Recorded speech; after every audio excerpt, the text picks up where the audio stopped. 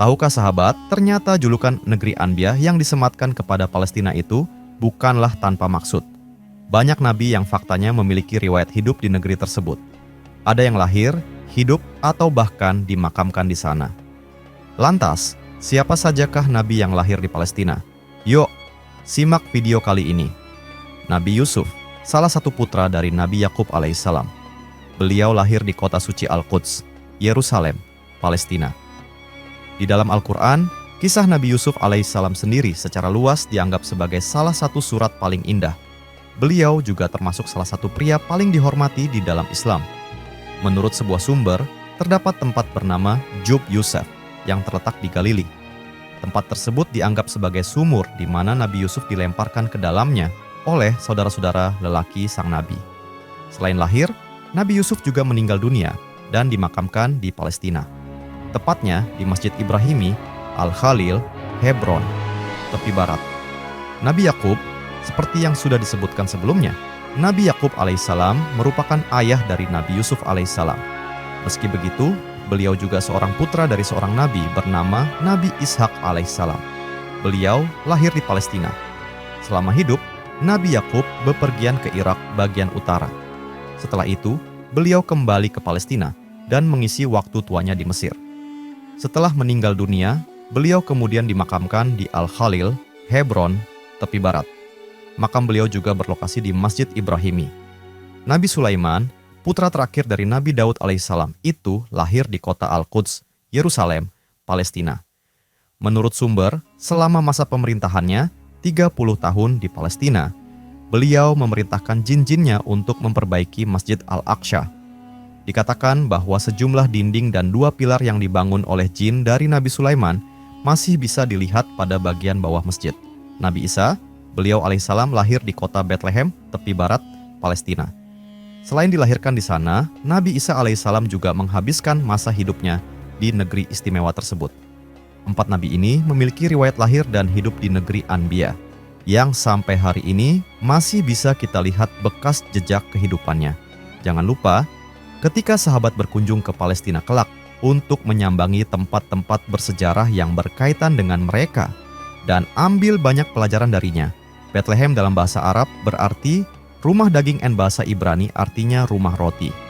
Dalam Mausu'ah Al-Mudun Al-Falistiniyah, kota ini dinisbatkan kepada Dewa Lahama, sehingga dinamakan Bait Lahama, selanjutnya berubah menjadi Bethlehem. Kota ini memiliki arti penting bagi umat Nasrani, karena dipercayai sebagai tempat kelahiran Yesus dari Nazaret, Holy Crypt.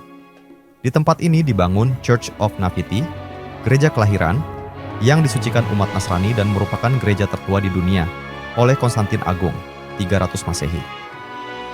Tahun 2012 UNESCO menetapkan Church of Nativity sebagai warisan budaya dunia.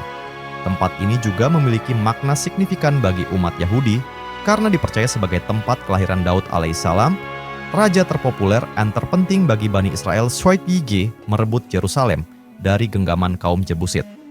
Di tempat ini pula diyakini terdapat kuburan Rahel ketika Yakub alaihissalam DLM perjalanan menuju Khalil, Hebron, tempat kuburan ayahnya Ishak alaihissalam dan kakeknya Ibrahim alaihissalam beserta istri mereka terpaksa berhenti di tempat ini karena istrinya tiba-tiba ingin melahirkan.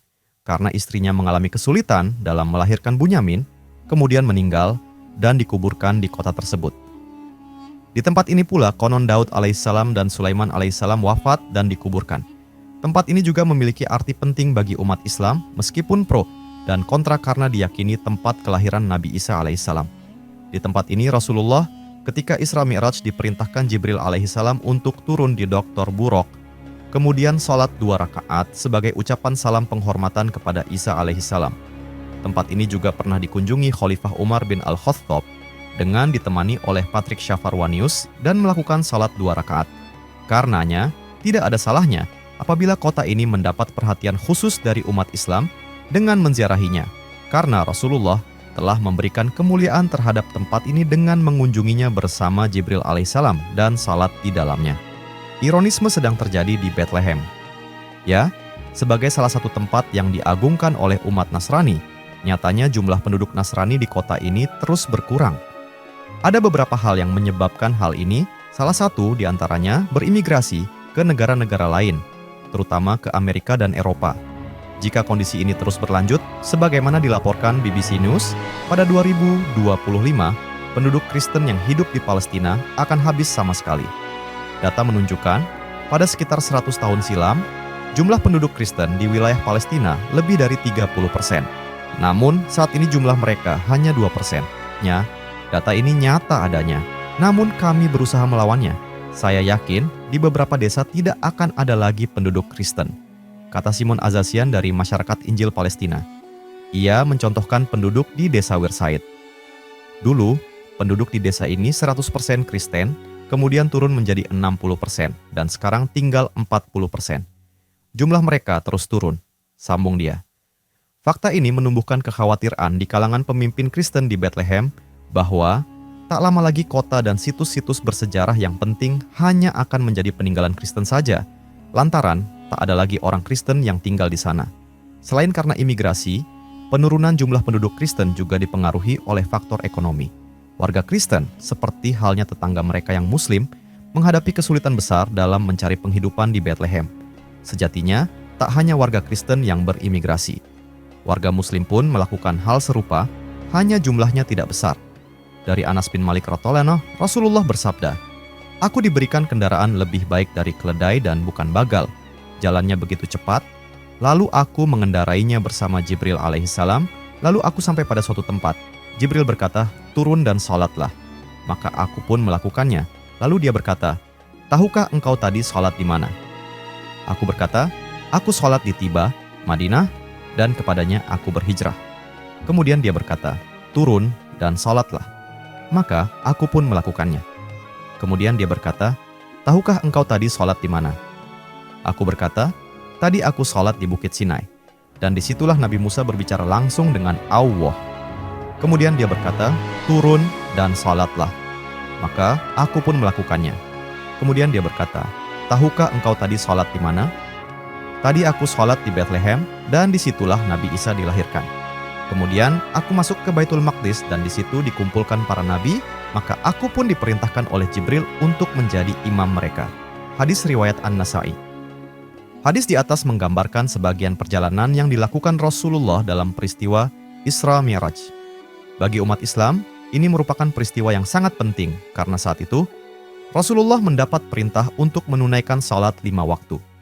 Isra Mi'raj terjadi pada periode akhir kenabian di Makkah sebelum Rasulullah hijrah ke Madinah. Menurut Al-Maududi dan mayoritas ulama, Isra Mi'raj terjadi pada tahun pertama sebelum hijrah, yaitu antara 620 sampai 621 Masehi. Sementara, menurut Al-Allamah Al-Mansyurfuri, Isra Mi'raj terjadi pada malam 27 Rajab tahun ke-10 kenabian dan inilah yang populer. Namun demikian, Syekh Syafiur Rahman Al-Mubarakfuri menolak pendapat tersebut. Alasannya, Khadijah radhiyallahu wafat pada bulan Ramadan tahun ke-10 kenabian, yaitu 2 bulan setelah bulan Rajab. Dan saat itu, belum ada kewajiban salat 5 waktu. Isra Mi'raj terbagi dalam 2 peristiwa, yakni Isra dan Mi'raj. Dalam Isra, Rasulullah diberangkatkan oleh Allah dari Masjidil Haram hingga Masjidil Aqsa.